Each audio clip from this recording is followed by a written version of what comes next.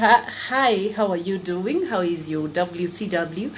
How are you celebrating your husband today and your boyfriend? And how are you celebrating your wife and your girlfriend? It's time to give them some presents. Hata kama ni earrings, my friend.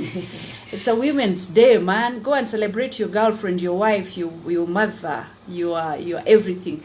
Now we are here with Grace Destiny. She is busy writing something on her phone before she comes and say hi. And today we'll be speaking about the in-laws in the relationship, because we have just talked about how to spend money in a relationship, a marriage. So today we are talking about what is the place of in-laws in your marriage. Are they supposed to come and camp in your house? Are they supposed to is the mother-in-law, how far is she supposed to interact or intervene or come in between your husband and the husband and wife? Tutajua aje what is the place of in-laws and how are you supposed to handle them? Because at some point they are blood. And it's a very sensitive case, because let me tell you, you're the only one who is different from their family, because you don't belong, you don't have the same blood, and they are inseparable. So how are you supposed to deal with them? Because they are inseparable. You will live, but they will never leave. They are family. But how are you supposed to trend in with them? How are you supposed to live with them? Grace, come and say hi. Are you still sharing? Hi. Yeah, I'm trying to share. I don't know what is happening. Hi, guys. We are here. I'm just about to join. Let her continue introducing As she writes, let me just continue. You have a problem with your family. Let it come back. Yeah, we are here. Say hi to them. Hi, guys. Just come Good closer. to see you. How have you been? Hope you're well, and we are glad to be here live. We are going to discuss about the interruptions, the interference of in-laws and their place, because we can't shut them out. Who are the in-laws? How far are they supposed to come in your marriage? How much are you supposed to support them? How much are they supposed to give to make decisions? How much are they supposed to be part of your marriage? Are they actually part of your marriage, or how much should you allow them to be part of it? Let's start with the mother-in-law. The mother-in-law. It's always the problem. People always talk about mother-in-law. Which mother-in-law now? To the husband or to the wife? To the husband. To the wife. Yes, to the wife. Sorry. That is the mother. Let me ask the direct question. Yeah. There is always this question that comes, keeps popping, and they ask, the husband is always running for the direction from the mother-in-law. And we had a question today that said that my husband is always running back to the mother-in-law, and now he has taken the clothes and he's living with the mother-in-law. Now he wants to come back to the house. Yes. How are you supposed to deal with such That is actually an man? extreme case. Such a man is supposed to be taken for counseling and for advice, because number one, that is a disorder. How do you move from your house? Actually, not your wife's house, from the house you have with your wife, and you go to live with your mother. In the first place, where were you living before we got married? Because I think that is the problem, the beginning point. So I think that the first thing to say is, before you marry someone, find out how much the independent and mature they are. Because a man who disagree, they run to their mother and actually pack belongings to go and live with their mother. That is a boy. It's not a man. I'm sorry, but that's a boy. Because I expect that before we got married, you were living alone. Your mother was nowhere in your life. You would visit her, she would visit you maybe, but she wasn't part of your life, like to the point of you packing your clothes to go and live with your mother. That is a problem. But you know, there's those normal cases whereby a son feels like whenever they are making a major decision, or they are taking such a big step, they got to call their mothers and at least consult something. At some point, I usually say, mothers contribute. Mothers are the ones who make these things happen. As a mother, it is always very important to make your son understand that he is now married and he has his family to raise. He has a home to build with the wife. So it is actually supposed to be you as the mother to let your son understand that you are no longer in his life, and that he's independent and he's mature. But you see, some mothers, like for example, I'll use this example. You are a single mom who has raised one son. Some of those women, they are so clinged to their sons to the point that psychologically they feel like this is their husband. Maybe the son is working, you have raised your kid, you have taken him to school, and now he's working. He supports you like a man. So when a wife comes, you feel threatened. That is also a problem that should be addressed psychologically and by a counselor. Someone should be helped to understand that there comes a time that you have to part ways. It doesn't matter whether you got married or not. Yes, you raised this child, that was your responsibility.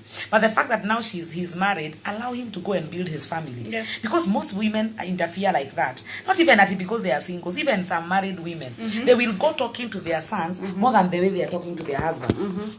they look for their sons to direct them. You don't believe your son has grown up to make his own decisions. Yes. It is the high time that mothers, you direct your children to understand that they're supposed to have their lives and that you are not coming in Yes. to help him raise his family. Yes. It is his marriage, it is his family, let him be.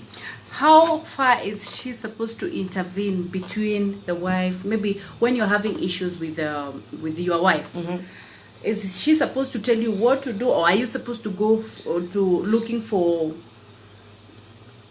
My opinion, and normally people even in church have understood that there are people who advise young women that when your husband has wronged you, instead of going to your home, you go to his home.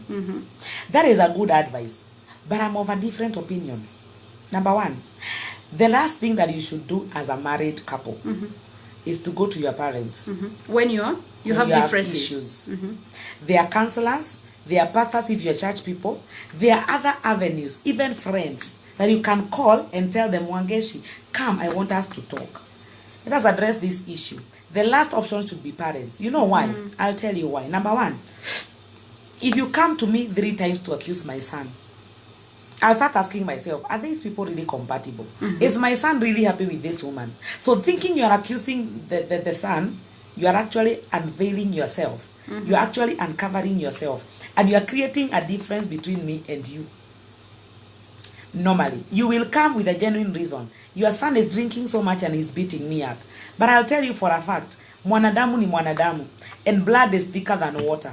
As much as my son is doing the wrong thing, keeping on accusing him to me will make me feel like you don't love him. I'll feel like you don't love him. So look for neutral people. Look for people who are away from the circles of blood relations and solve your issues with them.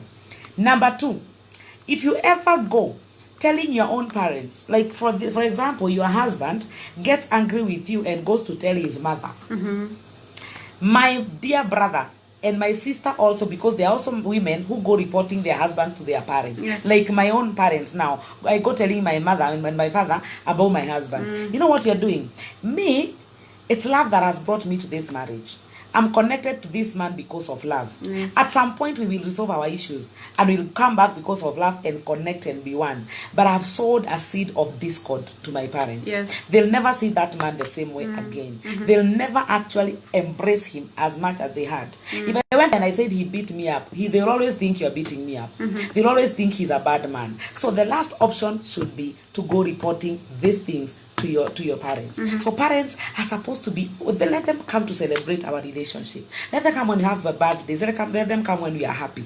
When my husband doesn't have money and we are sleeping hungry, I have friends. I have other people that I can go to. Don't go to your parents to tell them that your husband is not providing. They'll think of helping you and taking you back. Yes. By the time you'll be back and you are now in love with your husband, you will want them to accept him. And you'll be wondering, Mami, mbona upendi mume wangu? They will not. You are the one who created that difference. Yes. So at all costs, if you can, keep your parents away from your issues. In-laws, all Your- the in-laws. yeah, all your- And all the even in-laws your from real both brothers sides. and sisters. Yes, because in-laws. they can't learn to love your They husband can't. back. They will just always have take hatred. the picture. They Yes. always take the picture. Right now they respect him because that is how you have showed them. Right now they respect your wife because that is how you have showed them. If you bring a different picture, they will pick the new picture and discard the At old what picture. point are you supposed to go and consult the in-laws?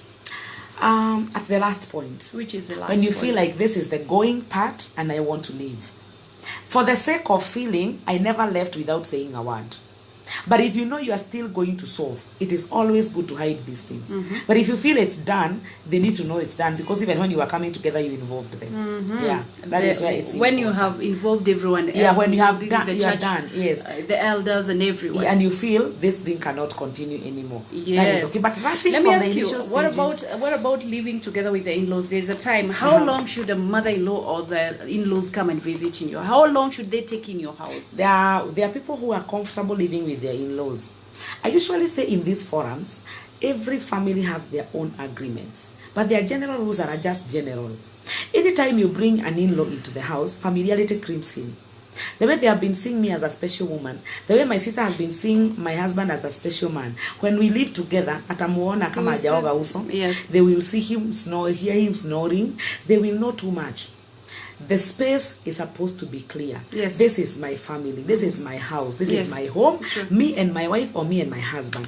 Come and visit for 1 day, 2 days, 3 days and go back. Yes. If we are helping you after Form 4 and we are helping you to go to college, let us pay a hostel for you.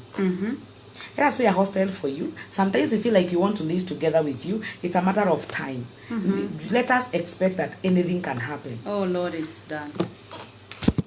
Oh Lord, how now?